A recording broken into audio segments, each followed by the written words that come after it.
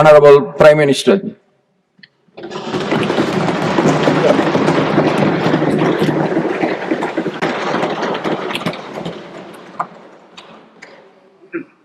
आदरणीय सभापति जी, एक ऐसा अवसर है जो हमें इस सदन में हर 2 वर्ष के बाद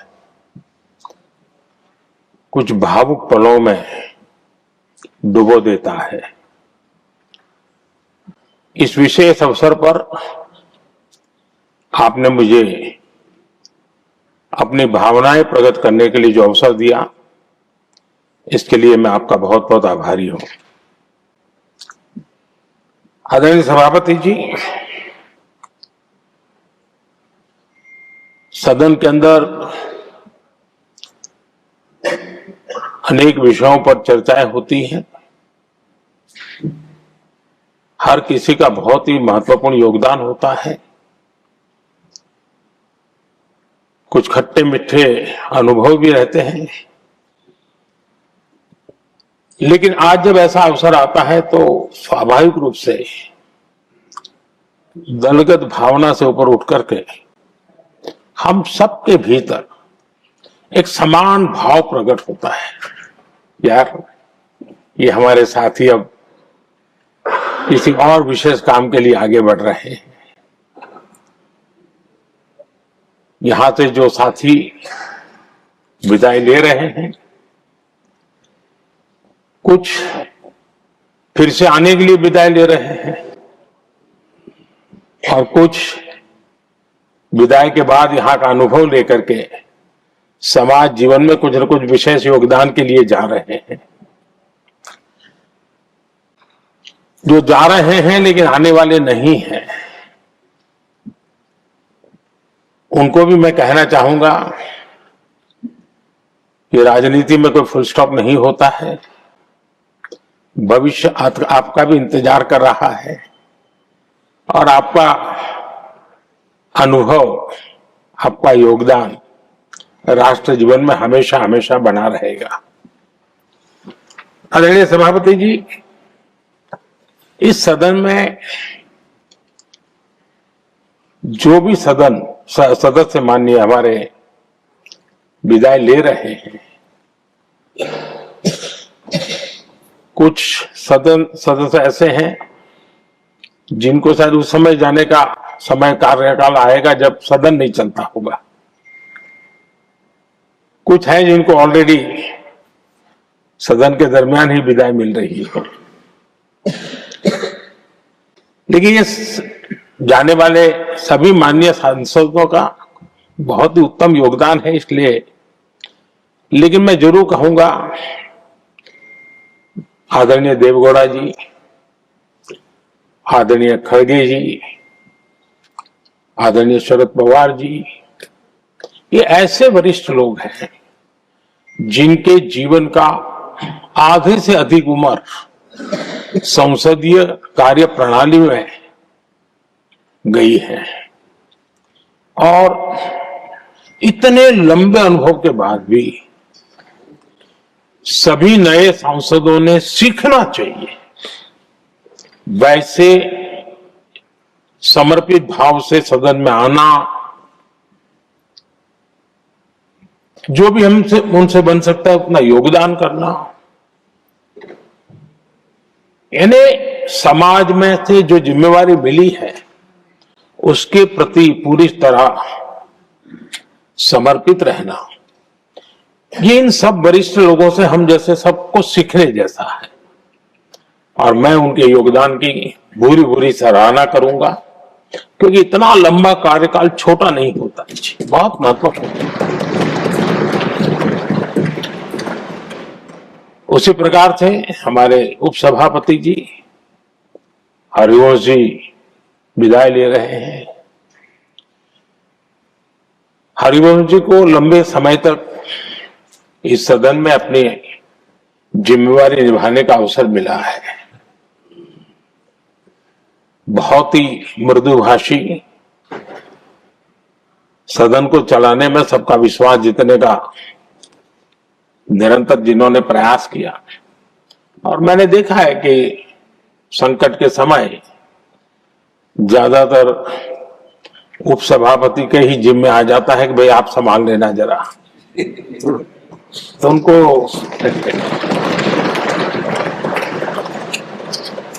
एक लंबा एक्सपीरियंस होता है, सबको जान भी लेते हैं, भली बात ही जान लेते हैं, लेकिन उनका भी योगदान।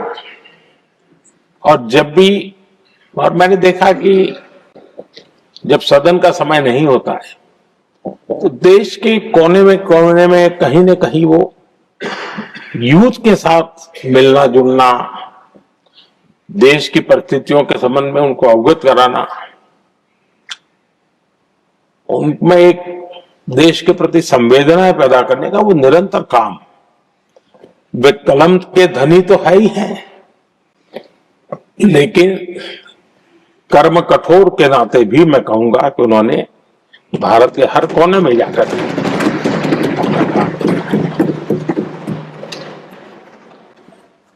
आदरणीय सभापति जी, कभी कभी किसी समय हम सुनते थे कि सदन में बहुत ही हास्य विनोद व्यंग्य का अवसर मिलता रहता है। इन दिनों शायद धीरे धीरे कम होता जा रहा है, क्योंकि 24/7 मीडिया की दुनिया ऐसी है कि हर कोई कॉन्शियस रहता है। लेकिन हमारे आठवले जी हैं जी, सदाबहार है।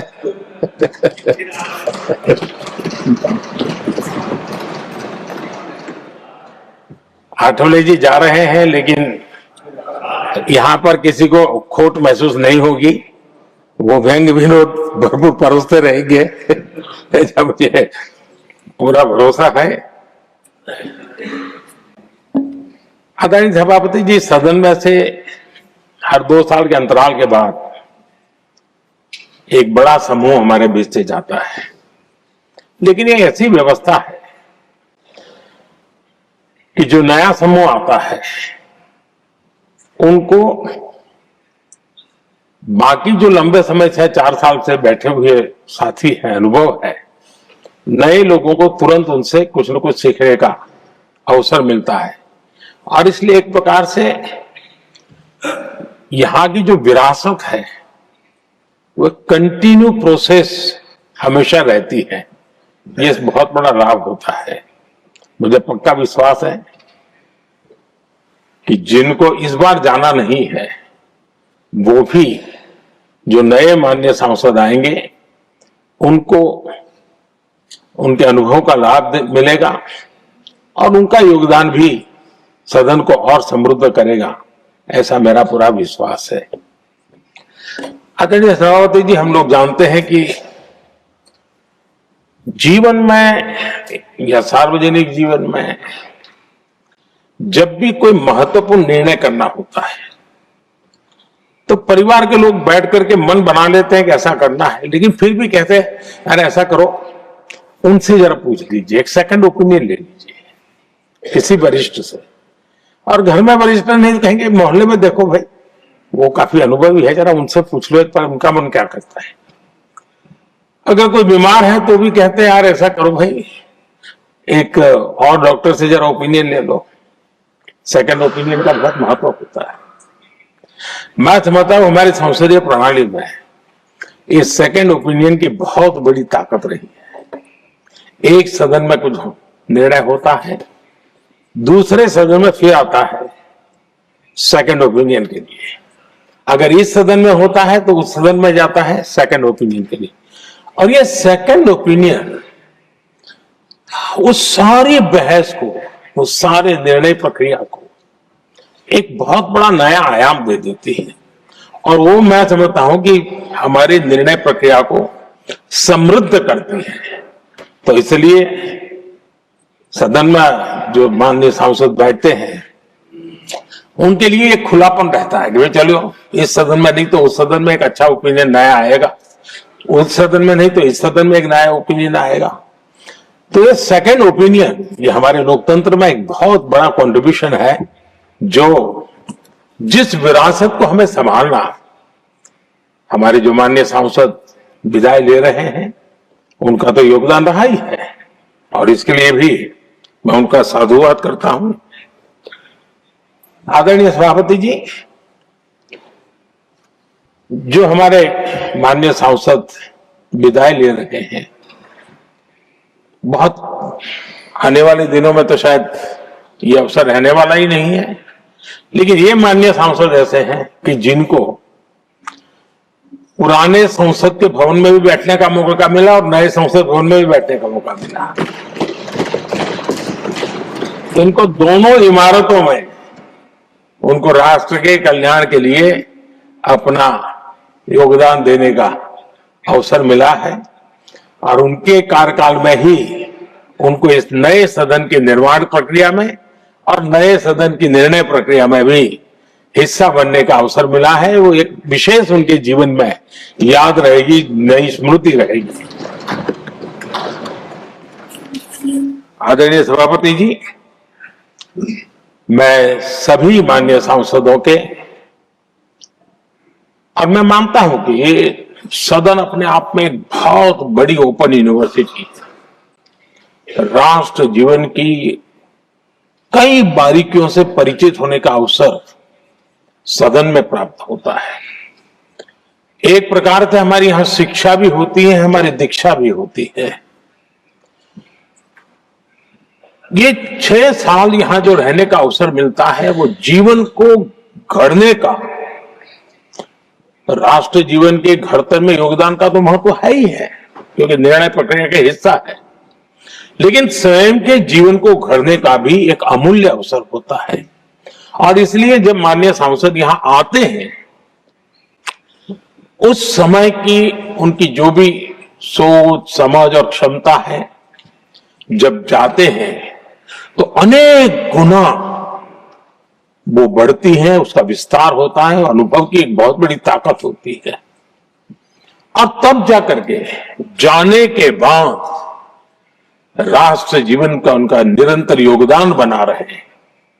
वे अपने तरीके से व्यवस्था के तहत हो सकते हैं, व्यवस्था के तहत न हो सके, लेकिन उनका अमूल्य योगदान मिलता ही रहे राष्ट्र जीवन के निर्माण में। उनका अनुभव हमेशा हमेशा उपयोगी हो, ये मेरी उन सभी माननीय सांसदों को मेरी शुभकामनाएं हैं।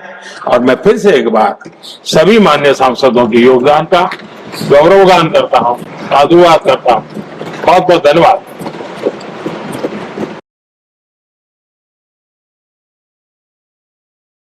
ताज़ा खबरों से जुड़े रहने के लिए हमारे चैनल को सब्सक्राइब करें और बेल आइकन को दबाना ना भूलें, ताकि हर खबर की नोटिफिकेशन आपको मिलती रहे।